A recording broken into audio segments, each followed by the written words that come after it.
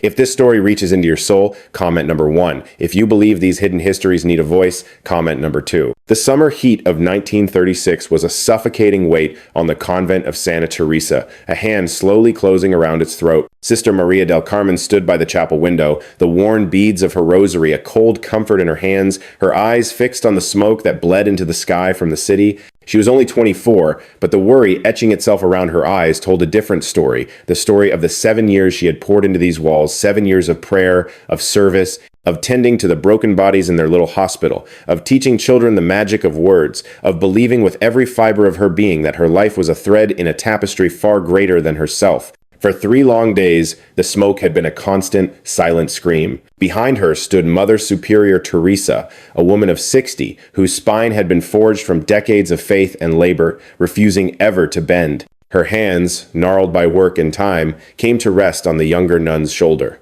"They are burning the churches," Mother Teresa said, her voice a low whisper. "San Miguel is gone. It fell yesterday.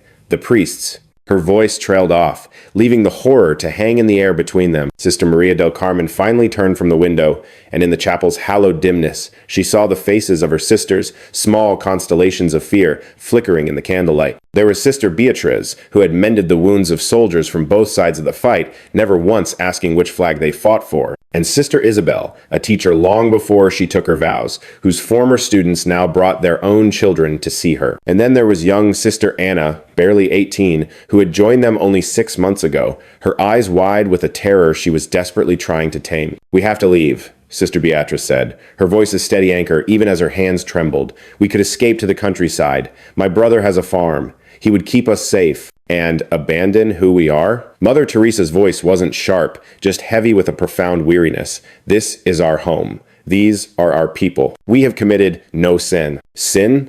A sound like shattering glass escaped Sister Isabel's lips.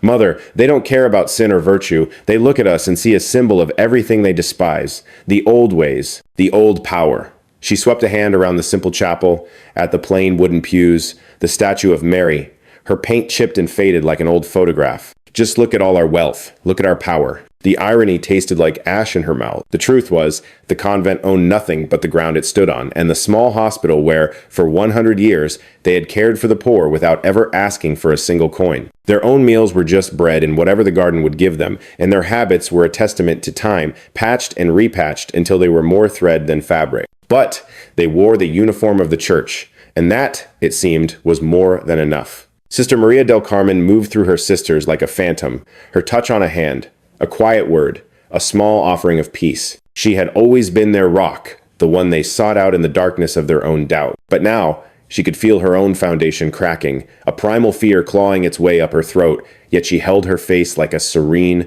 untroubled mask. "We will pray," she said, the words feeling both hollow and essential, "and we will put our trust in God." That night, they prayed with a desperation they had never known, the rosary falling from their lips like a final, desperate rain.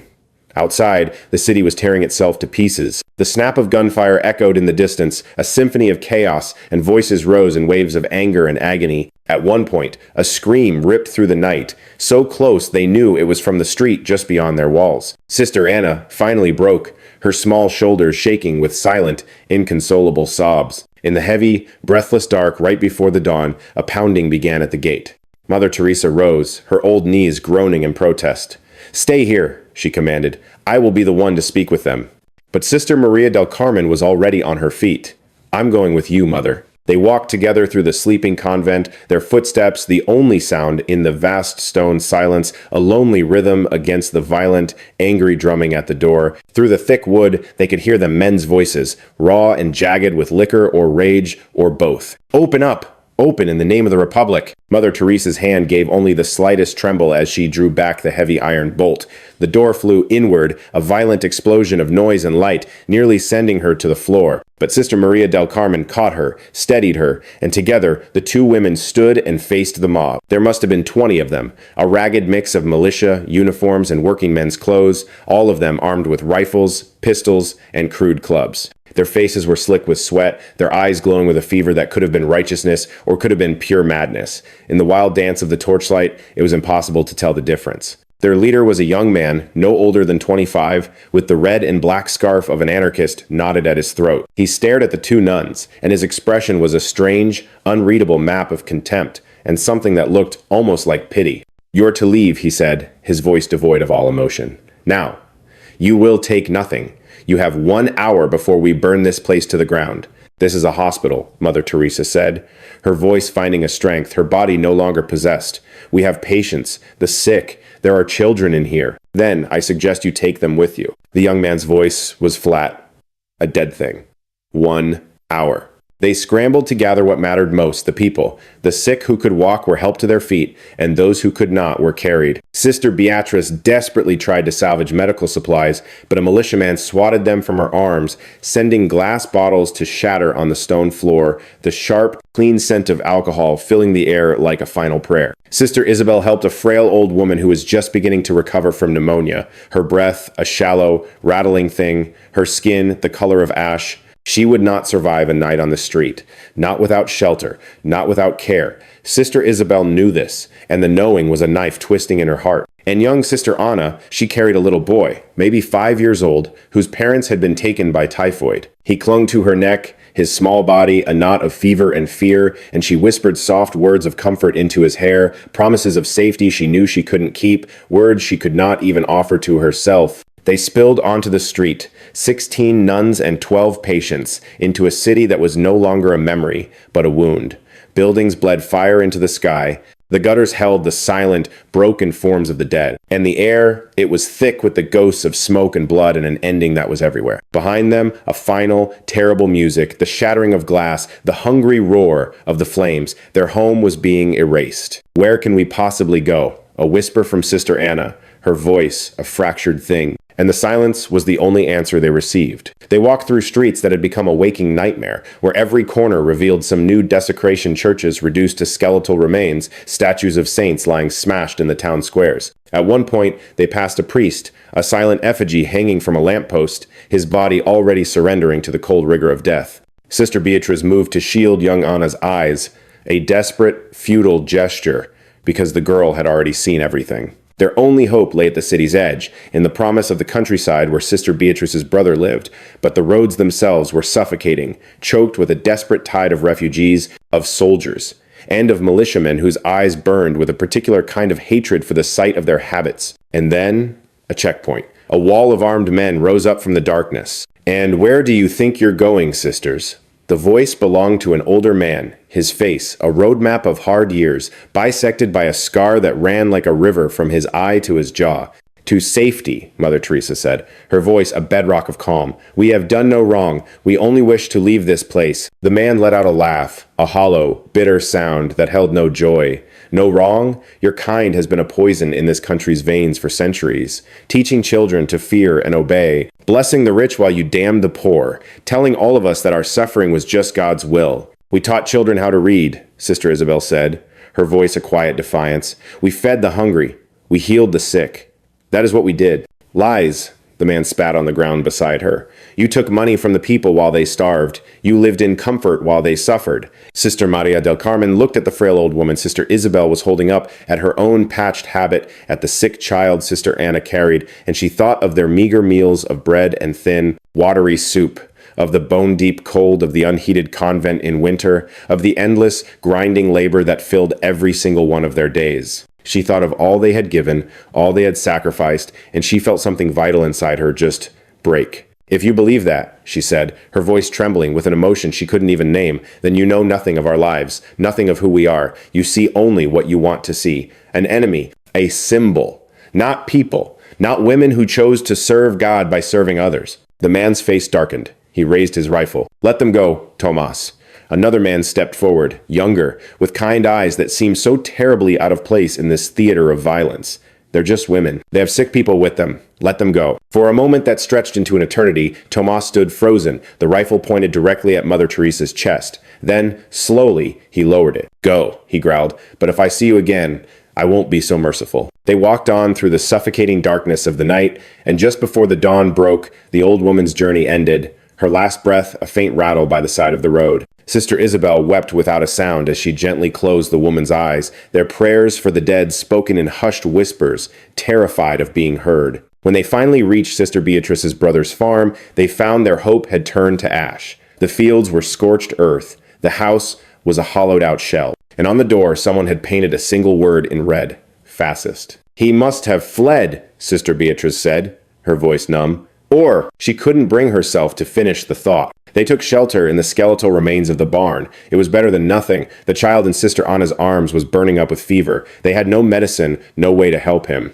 All they could do was pray. As night fell once more, they heard the rumble of vehicles. Headlights cut through the darkness like knives. Voices shouted commands. "Search everywhere! Leave nothing behind!" The sisters huddled together in the deep shadows of the barn. Sister Maria del Carmen felt Sister Anna trembling beside her, and on her other side, the steady, grounding presence of Mother Teresa. She closed her eyes and prayed, not for deliverance, not for salvation, but for strength, for courage, for the simple ability to face whatever was coming with dignity. The barn door crashed open. Flashlights blinded them. Men poured in, shouting, their weapons raised and ready. "Found them!" They were dragged out into the cold night. The child was torn from Sister Anna's arms. She cried out, reaching for him, but the butt of a rifle to her stomach doubled her over in pain. Sister Beatrice tried to help her and was struck down. Then Mother Teresa stepped forward, placing herself between her sisters and the militiamen, a final, defiant shield. "Please," she pleaded, her voice a calm anchor in the storm.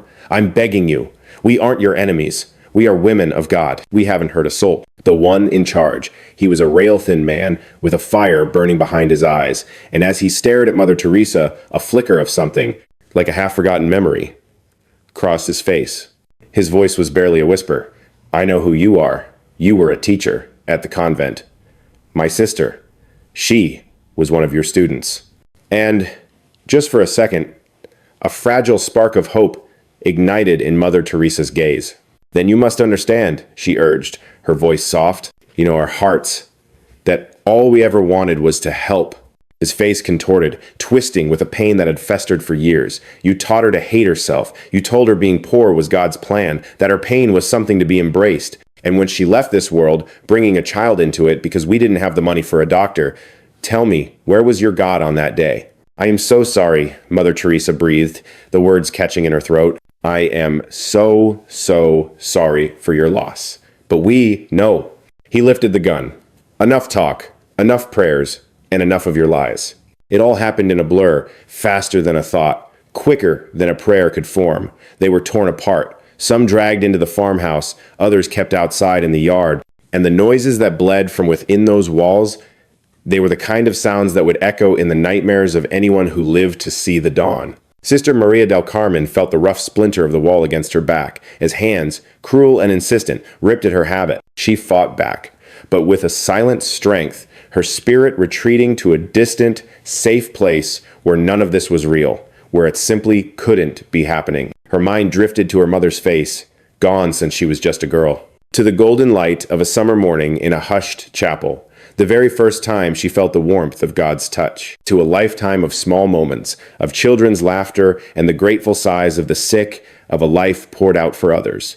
And when the violation ended, when they tossed her into the dust with the others, no words came, no tears fell. There was only the feeling of being shattered, lying there as the indifferent stars swirled in the endless night sky. Dawn broke. They were forced into a line. The ones who could stand supported the ones who couldn't. Sister Beatrice's face was a canvas of purple and blue. Sister Isabel's arm dangled, bent in a way it never should. And young Sister Anna, she just stared into the void, her eyes hollowed out by a truth too terrible to hold. At the very end of the line stood Mother Teresa, her spine a rod of iron against the weight of it all, her hands woven together in a final, silent prayer. The firing squad assembled before them. You could see it on their faces. Some looked nauseous, others seemed to relish it, but most of them just looked blank, like this was just another Tuesday, another task to be checked off a list. The thin man's voice cut through the morning air with an almost unnerving politeness. "Any last words?" Mother Teresa's gaze swept over him, over the men standing with their rifles, and finally, up to the eastern sky, just beginning to blush with the promise of a new day. "I forgive you," she said. The words simple, yet heavier than stone.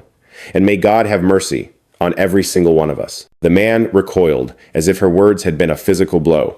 Then his hand shot up. Sister Maria del Carmen felt Sister Beatrice's fingers lace through hers, and on her other side, the firm, grounding grip of Sister Isabel. They stood as one, these women who had built their lives on service and given up everything for it, who only ever asked for the chance to show their love for God by loving the people around them. And in that last sacred moment, holding on to each other, the fear just melted away. The crack of the rifles ripped through the morning, a single, terrible sound that echoed across the vacant fields, sending birds scattering from the trees before it faded into a profound and final silence. For 3 more years, the war raged on. Hundreds of thousands of lives were lost. Churches were turned to ash. Convents crumbled. The world they had known was gone, utterly erased, and from its ruins, a new one rose, though if it was any better than the last, well, no one could really say for sure. In a quiet little village, tucked away from the chaos, an old farmer discovered a small boy wandering the roads, burning with fever and utterly alone. He brought the child home, tended to his sickness, and never once pressed him for the story of where he'd come from or the horrors he must have seen. And the boy, he never spoke a word about the sisters who fought to save him, about the women who laid down their lives to shield the helpless. But sometimes, in the dead of night, he'd wake up, the ghost of a memory clinging to him, dreams of gentle hands and soothing voices, of women in simple brown robes who had taught him a profound truth. That even when the world is plunged into darkness, there will always be people who choose kindness over cruelty, love over hate, and sacrifice over their own survival. Decades passed, and when he was an old man with grandchildren of his own, he would finally tell the story of the sisters he knew for just a brief, shining moment during the war's darkest hour. He'd tell them how they carried him when his own legs gave out, how they wrapped their arms around him when he trembled with fear, and how, in the end, they gave their lives so that others could have a chance to live theirs. And he would look into their young eyes and tell them that this is why we must always remember, not to keep the fires of hatred burning, and not to cry out for revenge, but to truly understand the devastating cost of blind belief, the terrible price we pay when we stop seeing people and start seeing symbols, and the horrific tragedies that unfold when we let our convictions shudder our hearts to the simple fact that we are all human. You know, they always say that history is written by the winners, but I think that sometimes in the quiet places, in the gaps between the official records, in the memories whispered from a grandparent to a child, in the stories we share, just to keep a name from being forgotten, that's where you find a different kind of truth. It's not a simple truth of heroes and villains, or some black and white battle between good and evil, but a far more complicated one. A truth about ordinary people, trapped in the gears of a violent machine, forced to make choices that would not only seal their own destiny, but would ripple out and shape the lives of everyone who followed. The Convent of Santa Teresa is nothing but dust now, its stones scattered to the winds, its memory slowly fading like an old photograph. But once upon a time, it stood as a sanctuary of healing and knowledge, a place where women devoted their entire lives to the service of others, where the hungry were always fed, the sick were always cared for, and little children learned to read and write. And once, on a warm summer morning in 1936, those very women stared death in the face with a courage and grace that defied the horror around them, holding tight to each other's hands, offering forgiveness to their own executioners, and proving to the world that even in our absolute darkest hour, we still have the power to choose what kind of people we are going to be. This is their story. This is their testament. Not carved into cold, unfeeling stone, but woven into words, carried in the heart, and passed like a secret from one soul to the next. It exists so that we might remember, so that we might understand, so that we will never, ever forget the chilling duality of our own nature, our capacity for breathtaking cruelty, and our potential for profound grace, and be forced to choose, with every sunrise, which path we will walk. The smoke that once stained the skies over Spain in those God-forsaken years has long since vanished. The fires have burned to ash, the dead have found their quiet earth, but their stories remain whispering questions into the wind that we must find the courage to answer for ourselves. What are you truly willing to die for? What are you willing to take a life for?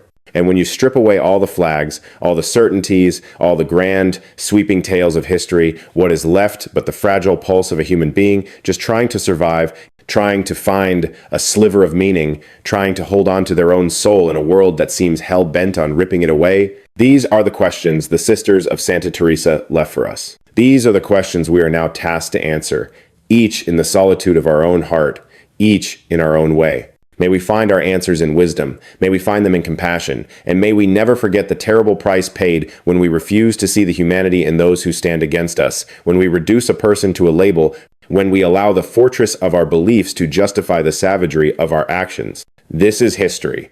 This is memory. This is the story we are obligated to keep telling, so the names of the dead are not erased by time, so their suffering might forge a better future, so that we might finally build a world where such a story need never happen again. Asterisk, asterisk. Remember them, honor them, learn from them. Asterisk, asterisk, asterisk, asterisk. Drop a 1 in the comments if this story touched your soul. And comment with a 2 if you want more forgotten histories brought out of the shadows. Asterisk, asterisk.